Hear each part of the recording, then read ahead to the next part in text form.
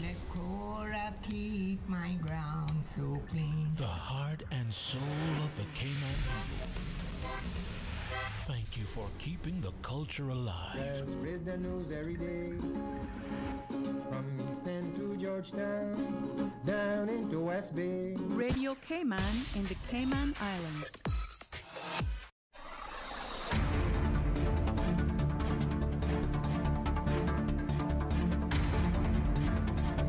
Live from Radio Cayman Studio, this is Money Sense, bringing an informed financial perspective to the Cayman community.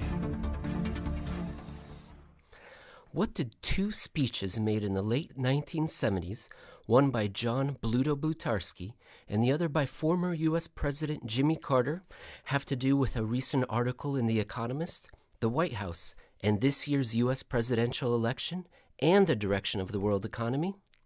Hello and welcome to Money Sense. I am your host, Emil Kalinowski, and I am broadcasting live from the studio of Radio Cayman 89.9 in Grand Cayman and 91.9 on Cayman Brac and Little Cayman.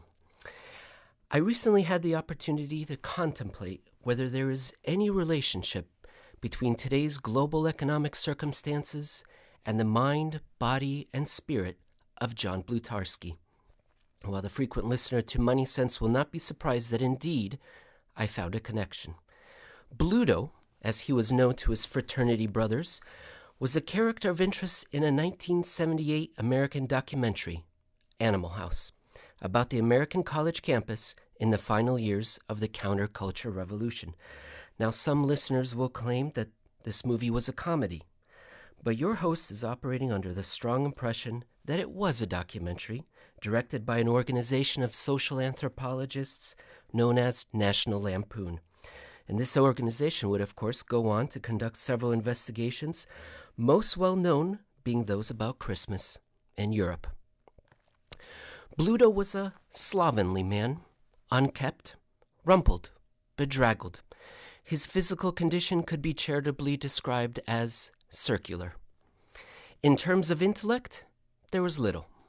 When Bluto and several of his fraternity brothers are called into the dean's office so as to be informed of their midterm grades, Mr. Blutarsky, as he was referred to by the dean, was told that he was maintaining a grade point average of 0.0. Though, to be fair, neither the dean nor the filmmakers elaborate on the range of the grading scale. When news of their mass expulsion reached the fraternity house, the filmmakers captured Bluto's reaction. Jay, 7 years of college down the drain. But what Bluto lacked in body and mind, he made up for in spirit. And in 1978, he delivered one of the most rousing speeches in American history, an oration that is played to this very day in the sports stadiums, and arenas of the country. The fiery address gained added sharpness by its contrast and juxtaposition to a speech given practically to the day 1 year later by then American President Jimmy Carter. President Carter delivered a prime-time, nationally televised address with the purpose, like Bluto, of rousing the crowd to confront with courage the obstacles that lay before them. In Carter's case, the obstacles were economic. The country had been suffering through years of high unemployment, high inflation, gasoline shortages, and general economic lethargy. The official title of the address was Crisis of Confidence, but it has since become better known by another name, the Malaise Speech. It was, as one political commentator put it not 5 years ago, perhaps the most politically tone-deaf speech in modern American history. I bring all this up because the spirit of the Malaise Speech, and not Bluto's, is finding its way into the pages of today's business press when discussing the world economy. And though what I'm about to discuss focuses on the United States, the analysis serves as an illustration of a larger point concerning diversions and detours offered by the financial media, all the while ignoring the obstacle itself, the never-ending malaise in global economic activity. And though we are doing well here in Cayman, should things continue to be difficult in the world, it may affect us here eventually. The Economist is the world's leading weekly financial magazine, and in late December, it described the U.S. economy under the subject line, Powering Along the U.S. Economy. It made 3 points about the economy, the U.S. economy, and we'll address them one at a time. Here is point number 1. I'm going to read what they wrote. Official data to be released this morning may show America's Index of Industrial Production, a widely watched measure of economic health, that it fell again. In recent months, weak oil prices have hit mining interests. A strike at General Motors constrained manufacturing output. The trade war with China has hardly helped. President Donald Trump, who wants to give America's heavy, dirty industries a shot in the arm, may be disappointed with the latest numbers. But fortunately, such industries only make up a small share of the whole economy.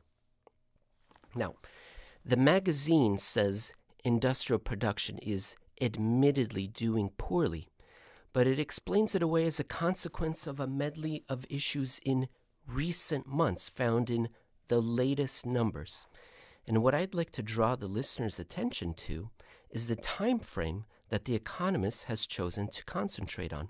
And of course, when I'm referring to The Economist, that's simply an example of the wider business media. But we're just using them as an example in this case. So I agree, recently, industrial production has been poor for the reasons that the magazine listed. But the lead is being buried here. And that's what I want you to focus on, to concentrate on. The recent downturn is not the story here. The long-term stagnation of the production of consumer goods, business equipment, non-industrial supplies, and materials by the manufacturing, mining, quarrying, and utility industries is, as of November 2019, which is what this article was referencing, the index reading was of 109.7. That is only 4.1% more than the level reached in December 2007. A dozen years, and U.S. industrial production has grown 4.1%. Not per year, in total. Stunning, but unacknowledged by the economists or the business press like it.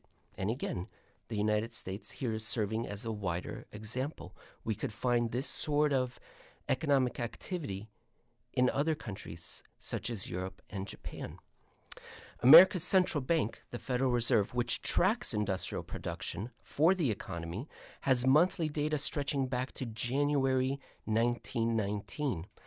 In the entirety of the last 100 years, there have only been 3 times when U.S. industrial production fell well off trend growth and stayed there. The first instance was during the Forgotten Depression, a period of time that spanned 1920 to 1921. The second instance was during the Great Depression. The third time, readers of The Economist, but not listeners of Money Sense, would be surprised to learn is present day.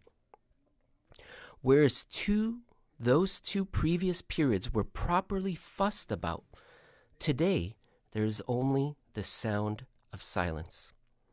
Not only does the magazine ignore the forest for the trees, it proceeds to chop down those trees because they, and the trees here in my tortured analogy is industrial production, because the industrial production, only makes up a small share of the whole economy. Though that seems to contradict their opening sentence. If the numbers are so easily ignored, why are they also a widely watched measure of economic health? Perhaps because, as the graph I am looking at right now shows, and I would like you to imagine 2 mountains, a mountain, a valley, and a mountain, and then another valley. And on this graph, I'm looking at broad gross domestic product. So how is the economy doing? and industrial production. Both of them are following that same pattern.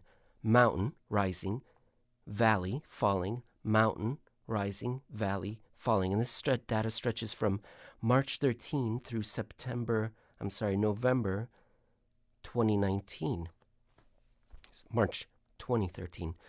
So the graph I'm looking at, those employed by these industries and the ancillary services, the logistics, the consulting bought by them are important to the broader economy. Despite their small relative size, these economic activities of industrial production are a leading indicator for the broader U.S. economy and, of course, global economic activity because of the importance of the United States. Point number 2 by the economists is as follows. When they're referencing the whole economy, they're saying it's doing rather well. Quote, the latest jobs report was a blockbuster, with the economy adding 266,000 positions, well above the expected 180,000.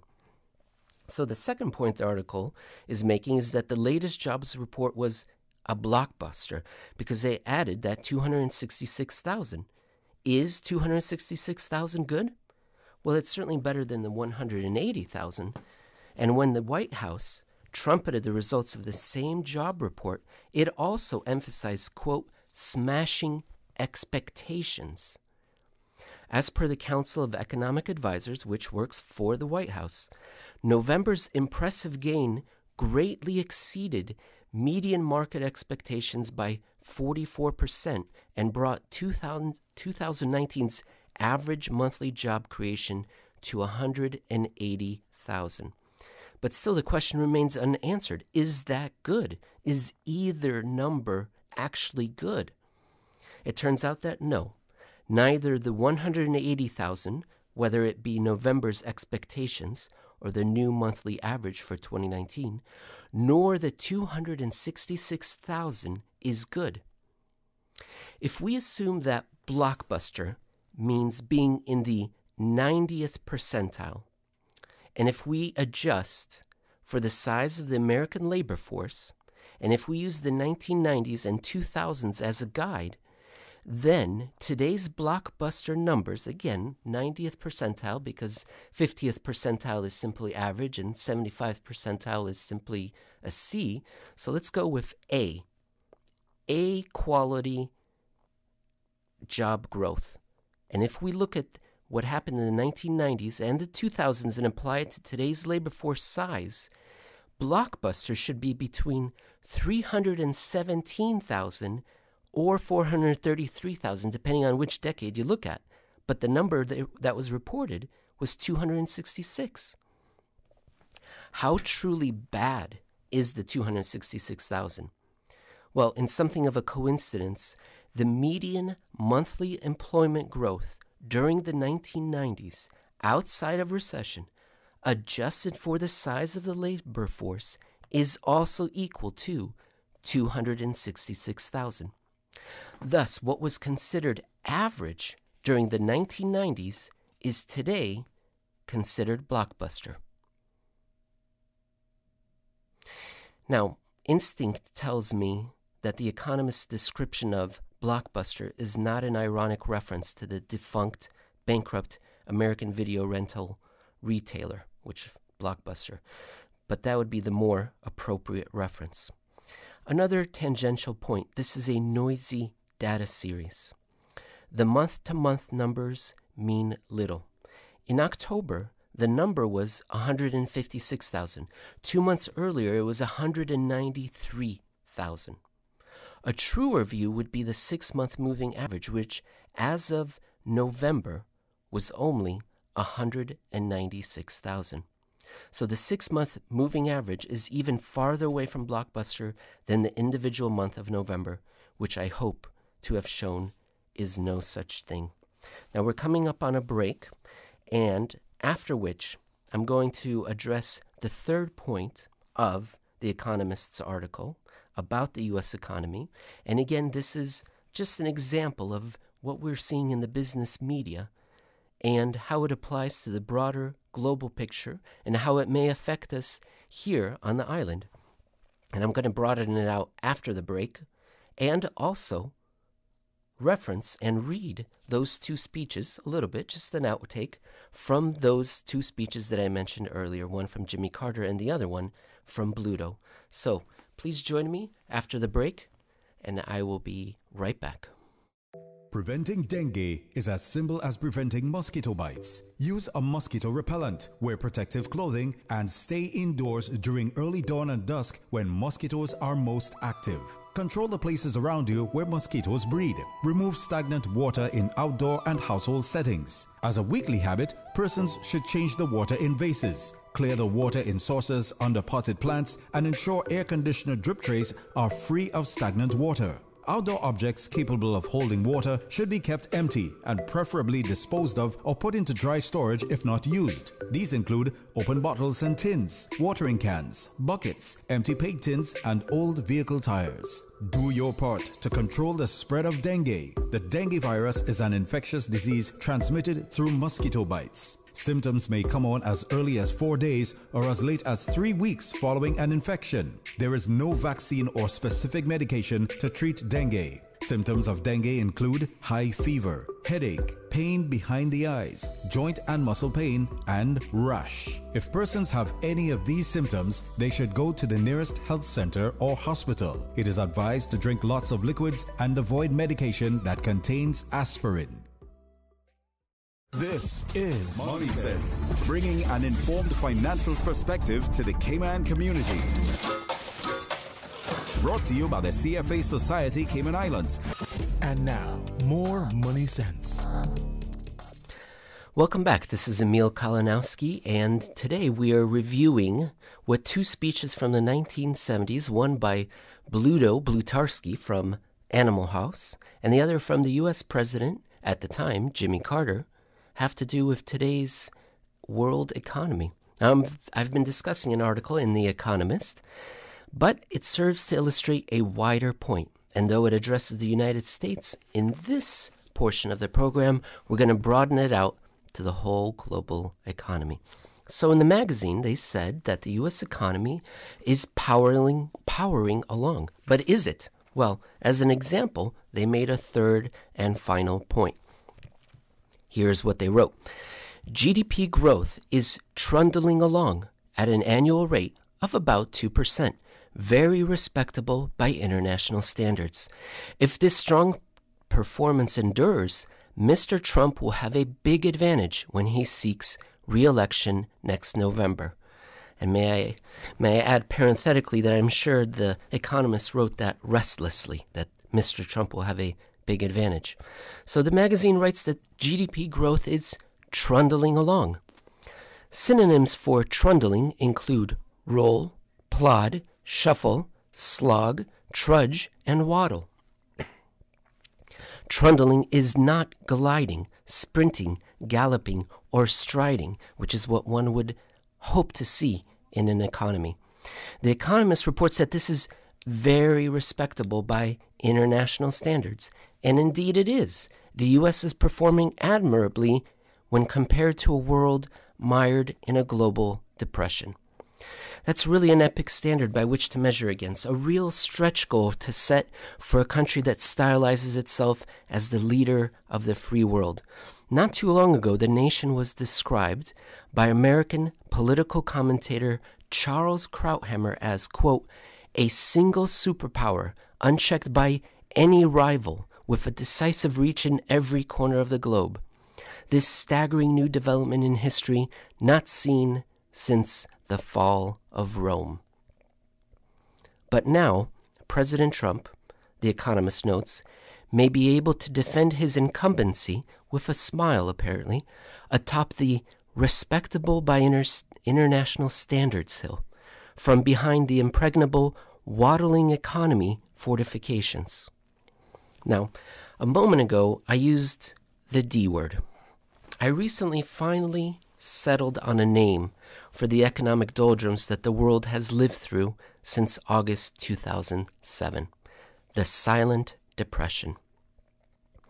Now, an economic depression is not an unrelenting contraction or an uncommonly severe recession.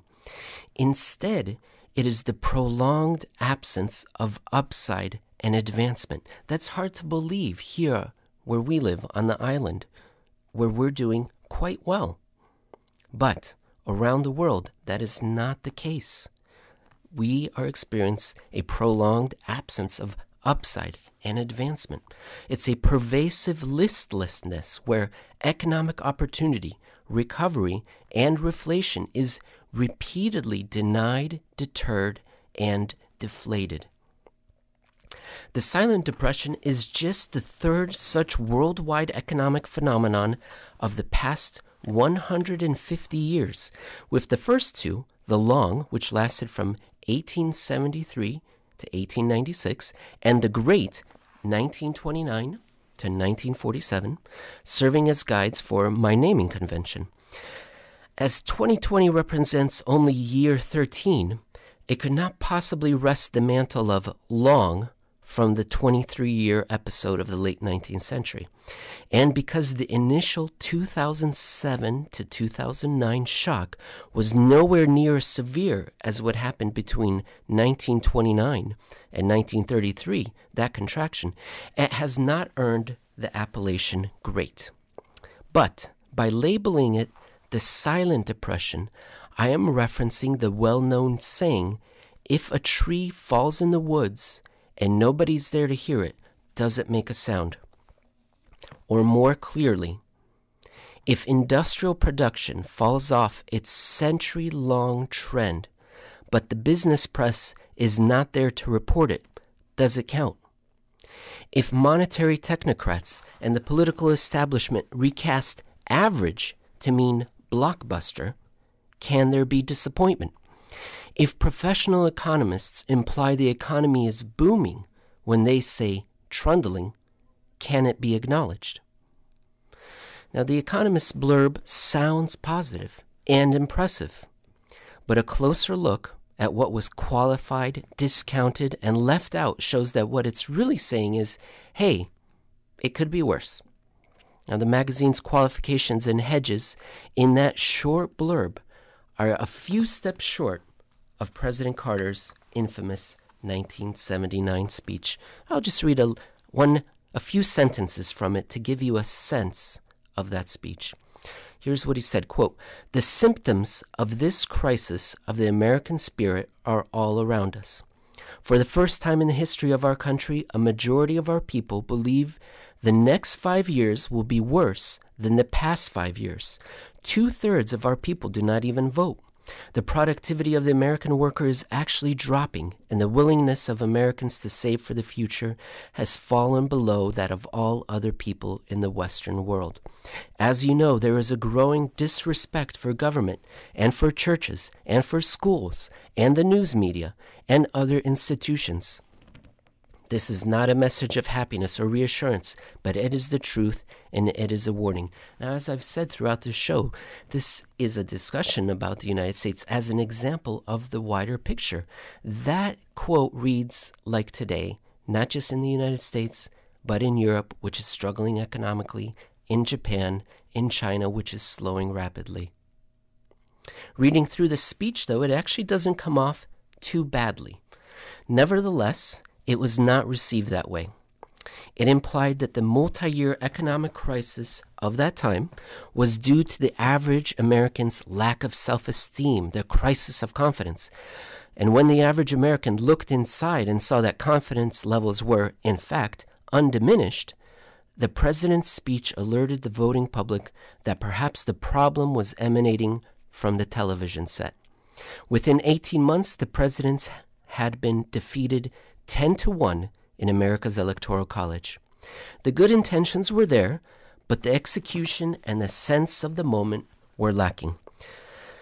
The Carter administration's gaffe is all the more baffling when the template for a stirring, chin-up, buckle-down speech had been laid out just a year earlier by our friend Bluto. And I will read you a few sentences from that oration. What? Over? Did you say over? Nothing is over until we decide it is. Was it over when the Germans bombed Pearl Harbor? No. It ain't over now, 'cause when the going gets tough, The tough get going. Who's with me? Come on, let's go. And of course, nobody followed him. And then he returned and he said, what the fig happened to the Delta I used to know? Where's the spirit? Where's the guts, huh? This could be the greatest night of our lives, but you're going to let it be the worst. Ooh, we're afraid to go with you, Bluto. We might get in trouble. Well, just kiss my rear sector from now on. Not me. I'm not going to take this. It was a rousing speech. The U.S. economy has been in the doldrums for 12 years. The lack of upside is so pronounced, pervasive, and oppressive that in year 13, which is 2019, of the silent depression, real gross domestic product per capita growth trails that of both the long and great depressions. And what do I mean there? I'm saying that real gross domestic products, so global national economic activity adjusted for inflation per individual, that's real gross domestic product per capita. And I'm referring to growth. So, where was the United States 1 year before the big crisis hit in 2006? And then compare that to where the United States was 1 year before the Great Depression hit and before the Long Depression hit. And then compare where they are, where that person is 13 years after the start. And what we see is that in year 13, right now, the average American real GDP per capita growth trails that of both the Long and Great Depressions. The U.S. is not alone. Canada, the United Kingdom, and Australia also trail either the Great, Long, or both depressions through 13 years. Nor is this an English-speaking phenomenon. Of the 28 countries with data on real GDP per capita that covers all three depressions, 39% of them, which comes out to 11, are, as of the end of 2019, forecast to be worse off in year 13 of the silent depression than citizens were at the same point in either the Long or Great Depressions. Only 5 of the 28 countries are better off today than either of those two episodes. Those 5 countries, by the way, are Colombia, France, Peru, Sri Lanka, and Uruguay. Interesting. So, with respect to the recovery in real GDP per capita, of the 28 countries in your host's study, 82%, let's call it 4 out of 5, are forecast to be, at the end of 2019, in a similar to or worse position than the Long Depression or the Great Depression. But do you hear about this in the media? No. Silence. What the world economy presently needs are bold colors. Instead, economic pundits labor to embellish pale pastels. Meanwhile, all the while, the economic sky remains the color of television tuned to a dead channel. Though this is not the case here, obviously, in our island, where it's beautiful, but should the weather turn and come here, it may affect us all as well.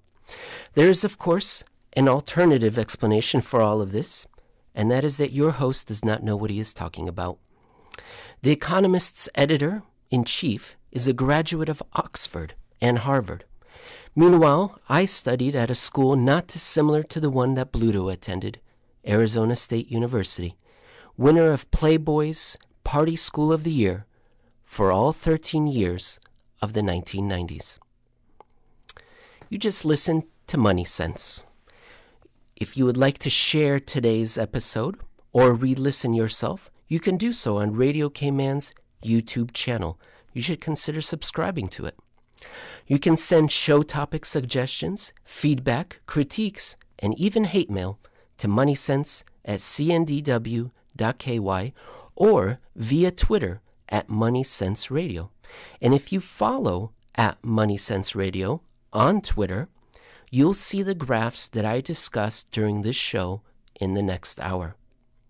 I want to thank you so much for listening, and we will be back in a fortnight with a new episode of Money Sense.